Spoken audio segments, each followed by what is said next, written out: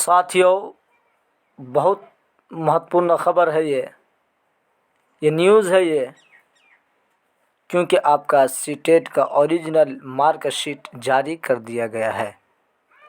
अब बहुत सारे साथियों को ये परेशानी है कि हम ओरिजिनल मार्कशीट कहाँ से डाउनलोड करें। तो ये वीडियो उसके लिए ये बहुत ज़रूरी है। आप जाए digi locker app play list में जाए, डिजी लॉकर लिखेंगे, उसके बाद आप उसको डाउनलोड कर लेंगे। डाउनलोड करने के बाद आप वहाँ अपना आईडी बना लेंगे। जो चीज़ बनाने को कहा जाएगा, आधार नंबर डाल करके उसके बाद आप सीटेट का ओरिजिनल मार्कशीट डाउनलोड कर सकते हैं।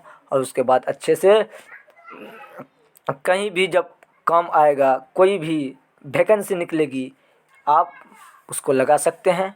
ठीक है साथियों, ये नहीं आपको कैसा लगा आप कमेंट करके ज़रूर बतलाएं।